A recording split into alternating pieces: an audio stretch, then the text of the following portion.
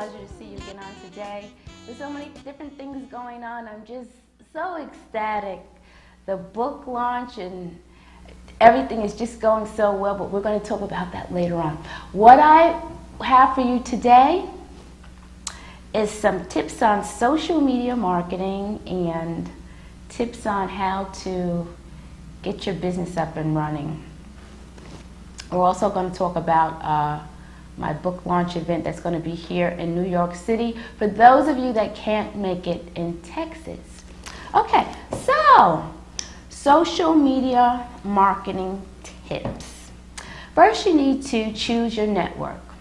What I mean by that is there are several different platforms that you can use, one of which is Facebook, you have LinkedIn, you have Google Plus, and let me see, Twitter, which is one of everybody's favorites. And when you choose these different platforms, what you need to do is you need to, of course, you have to fill out your profiles. Now, in filling out your profiles, of course, yes, your name, location, of course, the title of what you do. But now for Twitter, for one, you know, certain things, there's only a limited amount of stuff that you could put in. And when you want to start putting in like your bio and you want to get really extensive, that's when you have to start paying. And for all these social media networks, they all start out free, and free is good. But just know that once you start doing it free, you really have to push and get the max out of it. And when you want to go to the next level, that's when you start paying. And the fees aren't very high. You know, some things you can get for maybe $24 a month. But in order for you to succeed and go further, you will have to invest a little bit. Okay, so then you have to find your voice and your tone. Don't be like somebody else. Don't copy somebody else, because like they always say, somebody else's voice is already taken and that's not you. You want to create your own voice. You want to be authentic, and you want to own what it is that you do. Then you have to pick a posting strategy. Now, of course, there's several different ways that you can post, and they do recommend that you post 3 times a day, morning, noon, and morning, noon, and evening time. Now, that may work for me, but it may not work for you. What you have to do is you have to see when your audience is going to be on the network. Now, for me, especially like for Twitter, a lot of my people are on Twitter at night. Like yesterday with the BET Awards, I just happened to go on, and you know that was around about 8 o'clock or so. And I went on and I began to communicate, which is very important. You should communicate and you should engage. And then I threw in some information about myself and about the book launch. Now, that's how you do it. You get in when everybody's there so that everybody can see you, and everybody's not necessarily going to respond, but what you want is you want for them to see your post. So for me, like 8 or 9 o'clock at night, that's good for me to post. And on Google, I usually post on Google all day, not a specific time, because on Google I get a lot of reviews. I don't get a lot of interaction all the time, but I do get interaction. But a lot of people have seen the stuff that I'm posting, so I'm getting noticed, and that's what you want. You want to get noticed. You want people to know who you are and establish a relationship with them if you can on all your different platforms. Okay, then you want to analyze and you want to test. So with your posting, you have to analyze who's responding. And that's how you're going to find out who would be most likely to buy your product. And that's how you have to do it. You have to test it in order to know whether or not what you're doing is working in order for you to grow. Then you want to automate, and you want to, again, I say engage. Now with the automation is imperative, especially as an entrepreneur, because entrepreneurs, they go from one venture to the next venture. And you're not going to be able to grow your ventures unless you learn how to automate. There are different types of ways you can automate. You can automate with Hootsuite. You can use a buffer. There's another program, I can't quite think of it right now. But anyway, these are different types of ways that you can automate. And I'll give you a few examples. Like for me, I'm also a hairstylist as well. So I'm joined with a organization that's called StyleSeat. And StyleSeat enables me to not have to talk to all my clients. I just set everything up on StyleSeat, and my clients, if they want to get their hair done or if they want to get in contact with me, they just go directly to the site. They just go in, they book their appointment. I have all the different prices in there for them. They pick out what they want and they schedule it. At that point, I get an email. The email will then tell me, okay, Gloria's coming at 4 o'clock. She wants to get a hair weave done. It's going to take you 45 minutes. So I know at that point that I have 45 minutes to complete Gloria's hair. I know when she's coming, and I know what time she's coming, and I never did a thing. It's on automate. All I did was set the program up, and the program works for itself. So that's an example of automation. I don't know, maybe you're in a different type of business. Perhaps you have your own salon online. Or perhaps you have your own hair products online. I'll use that for a good example. That would entail you having your own website, having your own products visible so your clients can see it, where they can just go in, see what different types of hair that you have available, the pricing, and find out if you have any specials, and they can go right in and they can purchase what they want. And with that, you have to have customer service on hand. So if they had any problems, if there was any problems with the hair, if you had to refund, they would know what to do by just looking at this website. So those are different ways that you can automate. And of course, engage. It's very, very important. So with that, now we're going to talk a little bit about some small different business tips. There are several that I have here, but you need to know why, as a small business entrepreneur, why you have opened up your business. You then need to know what's going to be different about your business as opposed to another business that would be like yours. You have to search and look and see what's going on with the competition and the marketing, and just know where you stand. And again, you always have to do something to critique, to make the business at your own, where you're going to stand out and make a difference. You have to think about the structure. The structure, I'm talking about the pros and cons, you know? There's always going to be pros and cons. It's not going to be easy sailing. And with the pros and the cons, you just have to know that you can still move forward and achieve your goals, because without the struggle, you're not going to grow. The struggles are your trials and your tribulations to get you stronger, to get you where you need to go. And then you need to know about the rules and the regulations and the laws. What I'm talking about is with the federal and the state, you know, the IRS, so on and so forth. And as you move forward in your entrepreneurship journey, you will need to get a lawyer for many different reasons. When you first start to put up the business, you need to know if you're going to be a sole proprietorship, or if you're going to have an LLC.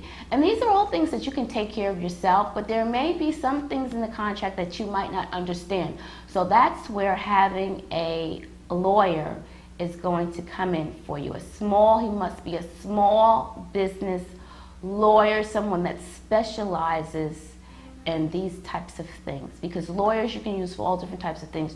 You don't want to get the wrong lawyer who doesn't specialize in what you do, because it's not going to benefit you. All right, then you need to know that the business that you have created, you need to know that that's your responsibility. You're the boss. You're the one who has to come in when things aren't going well and turn the negatives into a positive. Do what it takes to persevere. Don't be stagnated. Don't make up excuses. Just do what you need to do and be about your business. You have a creative mind. When something comes up that you don't understand, you have to do your research. You have to do your research because you're the leader.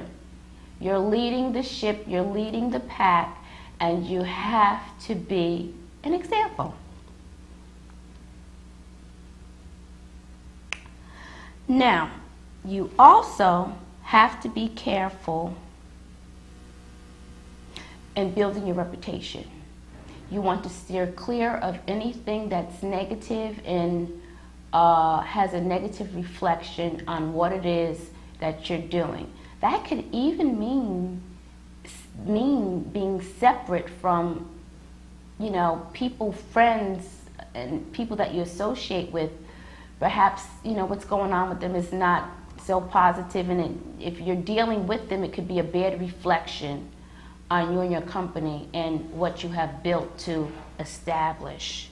And there's other ways of, getting around that, but we'll talk about that at a later date. That all comes underneath the title of branding yourself and cleaning up negative stuff that floats around on the internet.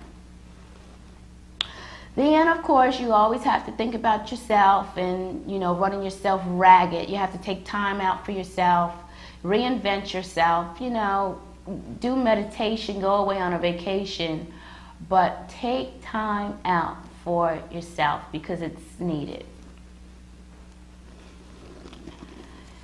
And then we talk about having great people around you, like-minded people, people who uplift you, people who encourage you, people who are about what you stand for. Because these are the people that's going to help you and support you as you go further and further in your entrepreneurship. And then we have business advice. Business advice is very imperative. You should have a mentor, someone who can talk to you and help you strategize your business to make the most out of it. Okay, well, 5 entrepreneurial tips we're going to talk about today.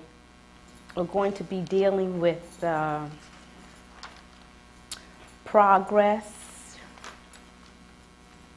being perceptive, having courage, being patient, and being clear, and knowing where your focus is. Okay, first off, what is an entrepreneur? What is entrepreneurship?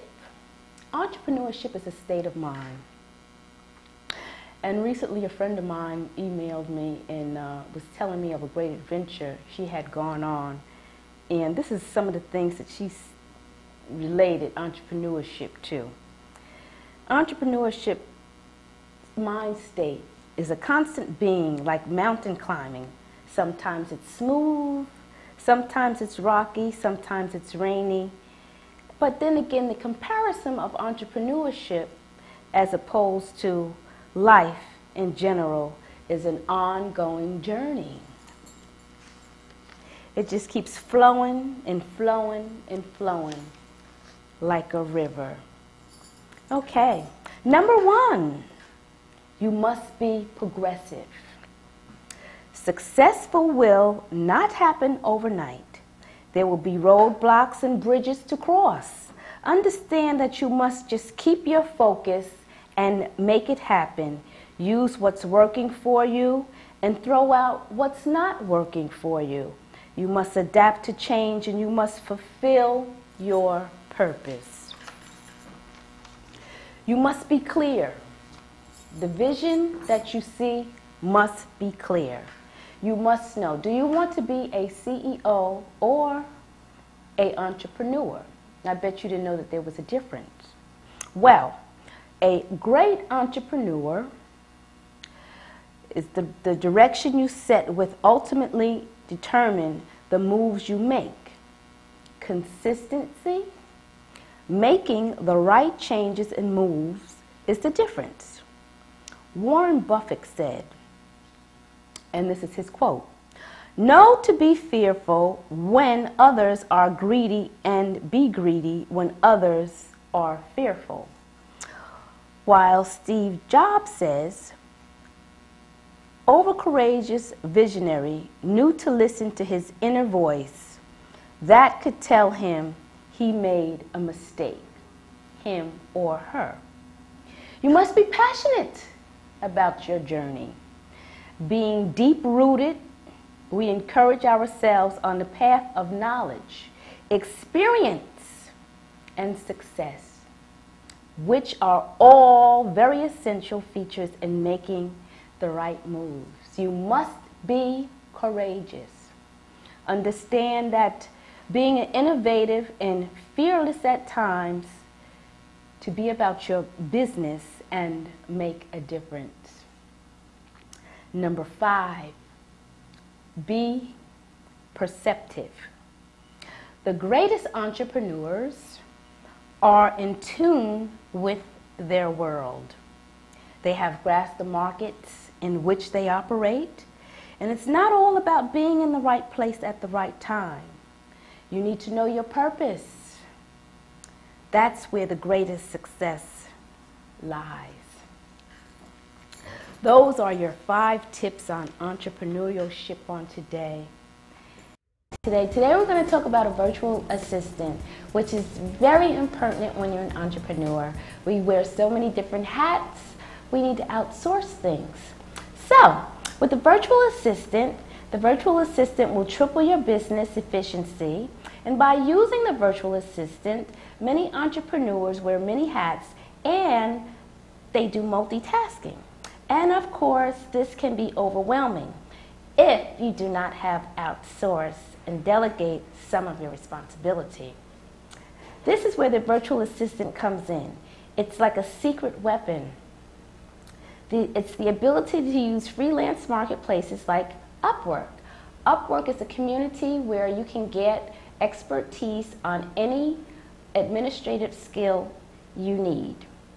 Now, with the upskill, it fills many non-core responsibilities with part-time team members who are expert in each domain. The simple fact of how less experts work like a team, considering it's only 10 people, the 10 people work as a group of 50, which saves you a lot of income.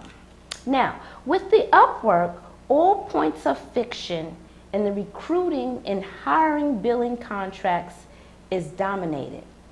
That simply means that there's no friction, there's no confrontation, because you're the one who's in control, you're doing the outsourcing, and of course everyone that you hire is an expert in the administrative position that you put them in.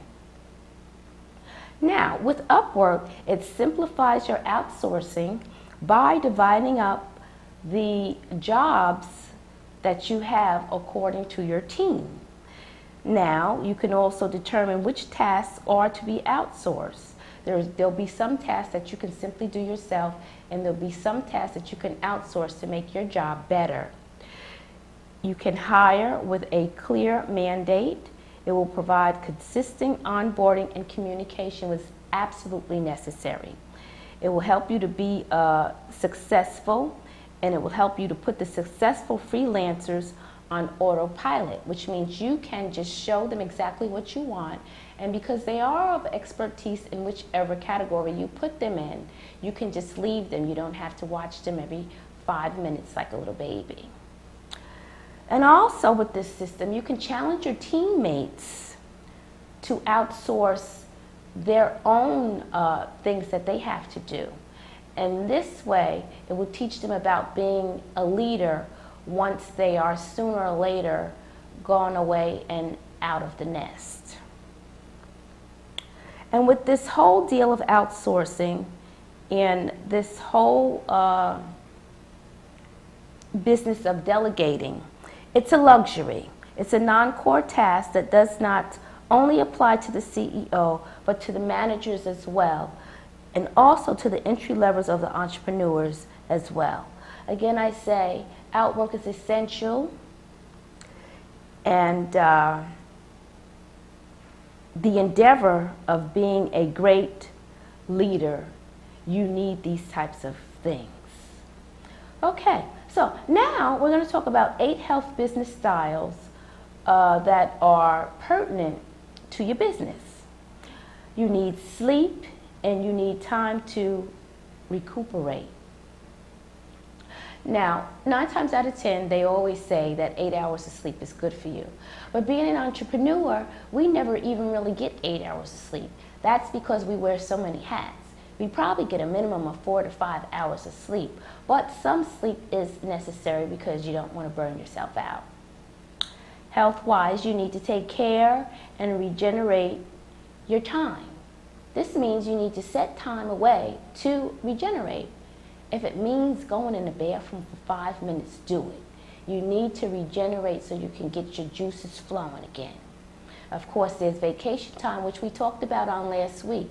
You need to go away. After working and working and working, you just need some time to just relax. You could do meditation, you could do yoga, perhaps you like riding bikes, or perhaps you like roller skating. That's what I like to do, roller skating. You need to take some time out for your families, friends, and, social gatherings. It's very important that you try to live a balanced life. Everything is not all about work. Strategize your time so you can fit these different things that I mentioned in, because without a strategy, it's very difficult to get things done. I'm not saying that you can't get them done, but with a strategy, which we can also call a blueprint, it makes the course of doing much easier. You need to take some time out to develop your business, Of course, I know you have many different businesses, and even if you just had one, you still need to take some time out to develop a strategy for your business and a plan in order for you to be successful. And then we have the